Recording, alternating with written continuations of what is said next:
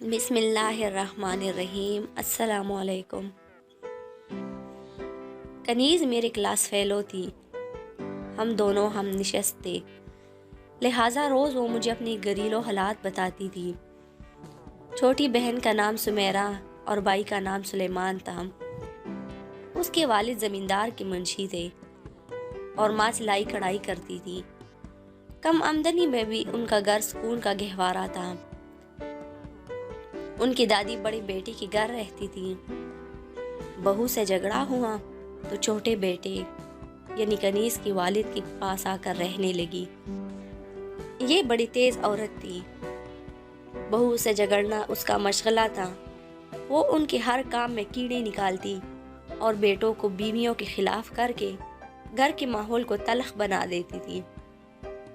بڑی بہو نے تو جان چھڑا لی، مگر چھوٹی اس کی حسد کا نشانہ بن گئی۔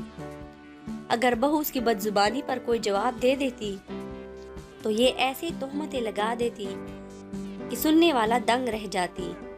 یہ ساس بہو کا روایتی جھگڑا نہ تھا، بلکہ اس بڑھیا کی فطرت کچھ ایسی تھی کہ آرام و چین میں اسے مزہ ہی نہ آتا تھا۔ ایک دن کنیز آئی تو بہت پریشان تھی۔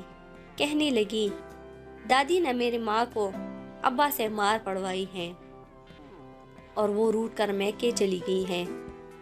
سمیرہ اور سلیمان کو اماں ساتھ لے گئے ہیں۔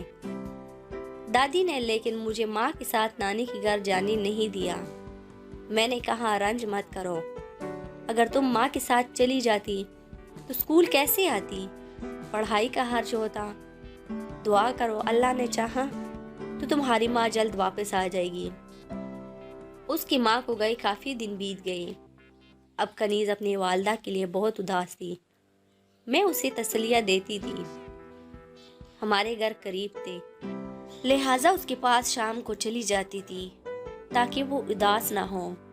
میرا آنا اس کی دادی کو ناگوار گزرتا اور وہ مجھے گور گور کر مشکوک نگاہوں سے دیکھتی۔ کبھی کہتی، اسکول میں مل تو لیا ہے، گھر آ کر وقت ضائع کرنے کی کیا ضرورت ہے؟ اسے گھر کا کام کرنا ہوتا ہے اور تم آ کر بیٹھ جاتی ہو تو کام پڑا رہ جاتا ہے۔ اس بزرگ خاتون کی بدمزاجی کی وجہ سے میں نے اس کے گھر جانا ترک کر دیا۔ حالانکہ جب خالہ رشیدہ ہوتی تھی اور میں ان کے گھر جاتی تھی تو وہ مجھ سے بہت پیار سے بات کرتی، جو گھر میں پکا ہوتا کھلائے بغیر نہ بیچتی تھی۔ بیوی کے میکے چلے جانے کے بعد کنیز کا باپ بہت پریشان رہنے لگا تھا، لیکن وہ اپنی امی کی ہر بات مانتا تھا، لہٰذا چاہتی ہوئی بیوی کو منا کر نہ لا سکا کہ اس کی والدہ نے اجازت نہ دی۔ حالانکہ وہ اپنے دونوں بچوں سمیرہ اور سلیمان کے لیے غمزدہ تھا۔ اس واقعہ کو 6 ماہ گزر گئے۔ وہ کڑاہتے کڑاہتے نیم جان ہو گیا۔ اس نے کام چھوڑ دیا اور نشہ بھری سگریٹ پینا شروع کر دیا۔ یوں اسے نشے کی لت لگ گئی۔ اب اس نے گھر آنا بھی چھوڑ دیا۔ خرچہ دینا تو دور کی بات، ماں سے کلام بھی نہ کرتا تھا۔ بیٹے کا یہ حال دیکھ کر ماں نے سوچا کہ اب بہو کو واپس لانا چاہیے، ایسا نہ ہو کہ بیٹا ہاتھ سے نکل جائے۔ تب وہ ایک دن خالدہ رشیدہ کے والدین کے گھر گئی۔ ان کی منت سماجت کر کے بہو کو منا کر گھر لے آئے۔ کہتی ہے انسان بدل جاتا ہے مگر اس کی فطرت نہیں بدلتی۔ چور چوری سے جائے، ہیرا پھیری سے نہ جائے۔ 2 ماہ بمشکل گزرے کہ بڑی بی کے دل میں پھر وسوسوں کی طوفان اٹھنے لگا۔ بہو پر شک کرنے لگی، لڑائی جھگڑے، بے نام آرام سے بیٹھ نہ سکتی تھی۔ بیٹا بھی بے روزگار ہو چکا تھا، اب گھر کا خرچہ کیوں کر چلتا۔ بہو سے کہا کہ اپنے زیور مجھے دو تاکہ انہیں بیچ کر میں وہاب کو دکان کرا دوں، روزی روٹی کا کچھ آسرا تو ہو، ورنہ بچے بھوک سے مریں گے۔ خالدہ راستہ ساس کی چلاکی بام گئی اور اپنے زیورات ساس کے حوالے کرنے سے انکار کر دیا، جس پر بڑھیا بد کلامی پر اتر آئی کہ تم گھر اور بچوں کی خیر خواہ نہیں ہو، تمہیں اپنے زیور بچوں سے زیادہ پیارے ہیں۔ اس بات کی سن گن راشدہ کے والدین کو ہو گئی۔ جھگڑا بڑھا تو کسی پڑوسی نے جا کر میکے والوں کو بتا دیا کہ زیورات لینے کی خاطر تمہارے داماد نے بیوی کو مارا پیٹا ہے، اس کی خبر لو۔ یہ زیورات راشدہ خالہ کو میکے سے ملے تھے، لہٰذا ان کے والدین بیٹی کے گھر پہنچے۔ کنیز کی امی کو واقعی ساس نے بیٹی سے مار پڑائی تھی، وہ لہو لہان پڑی تھی۔ والدین بیٹی اور زیورات ساتھ لے گئے، تبھی جھگڑا اور بڑھا، حالات بے قابو ہو گئے۔ داماد نے سسر سے گستاخانہ رویہ اختیار کر لیا۔ راشدہ کی بائی نے بہنوئی سے کہا کہ زیورات کا مطالبہ چھوڑو، میں آپ کی نوکری لگوا دیتا ہوں، لیکن اس شخص نے اس پیشکش کو ٹھکرا دیا کہ میں تمہارا احسان لینا نہیں چاہتا۔ دراصل انکل وہاب نشے کی عادی ہو گئے تھے اور اب نوکری پابندی سے کرنا ان کی بس کی بات نہیں رہی تھی۔ انہی جھگڑوں کی وجہ سے بیچاری کنیز بھی تعلیم سے محروم ہو گئی۔ گھریلو کام کاج کی خاطر دادی نے اسے اسکول سے نکلوا لیا۔ یوں میرا اس کا ملنا جلنا جاتا رہا۔ کچھ دنوں بعد سنا کنیز کی شادی ہو رہی ہے۔ دادی نے کہیں غیروں میں رشتہ طے کر دیا تھا۔ خوشحال گھرانہ تھا، مگر دولہا کنیز سے عمر میں کافی بڑا تھا۔ مگر شادی کے بعد وہ کچھ پرسکون ہو گئی۔ اب مجھ سے کبھی کبھار آ کر مل جاتی تھی۔ اس کا شوہر اسے ہم سے ملنے سے نہیں روکتا تھا۔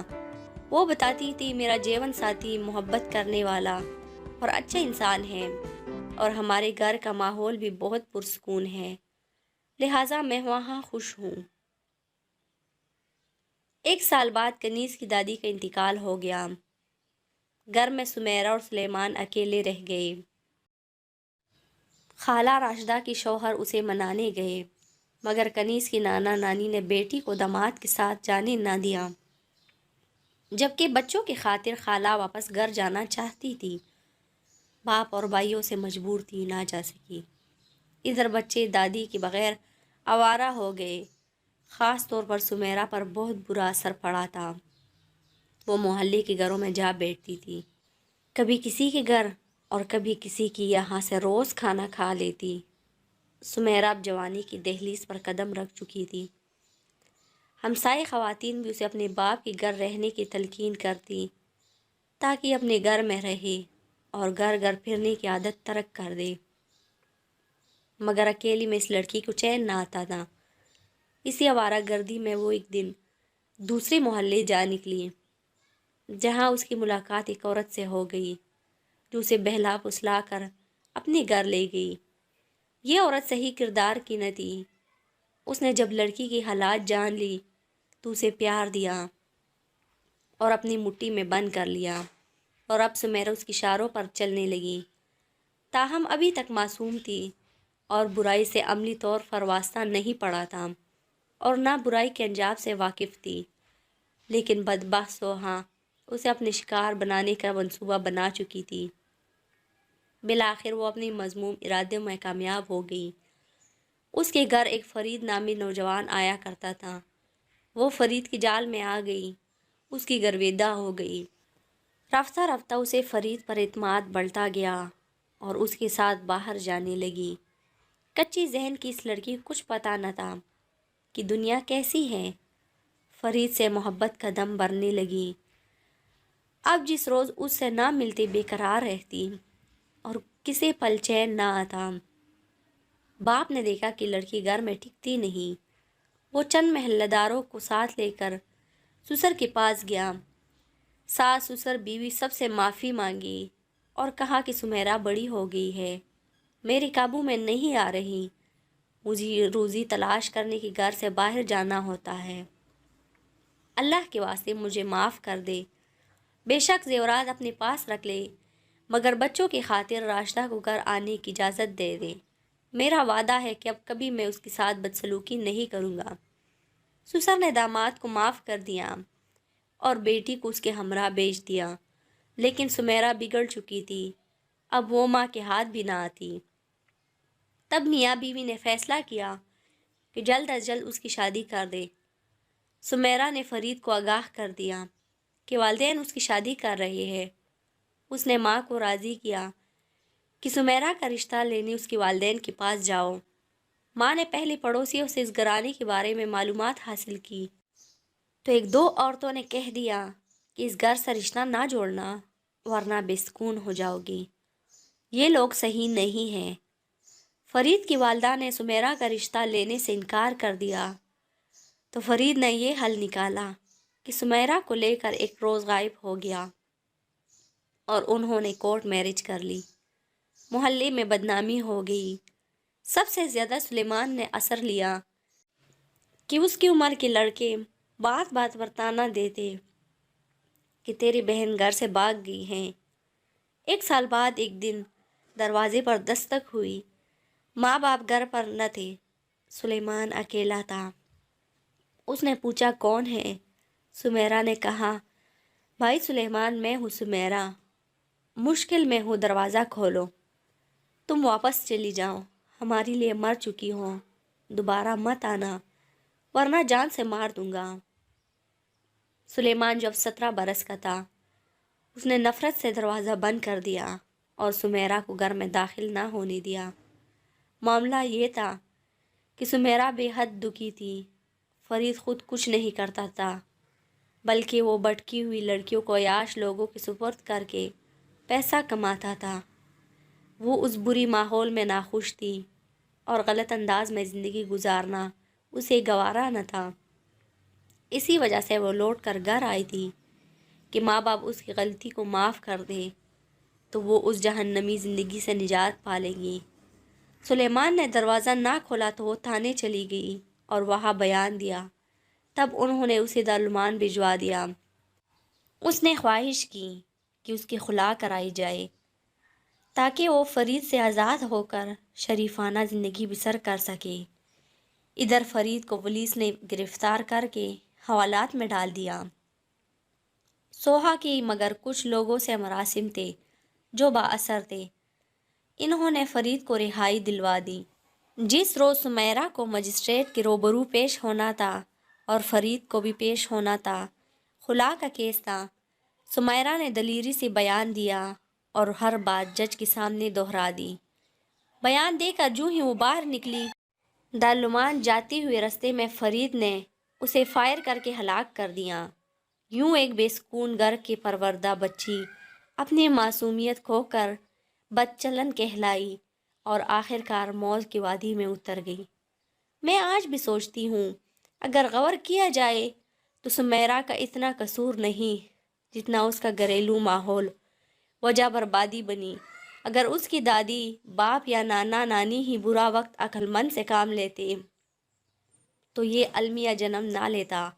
افسوس کہ ہمارے اکثر بزرگ اپنے بارے میں سوچتے ہیں مگر اپنی معصوم نسل کی مسائل کو نہیں سمجھتے۔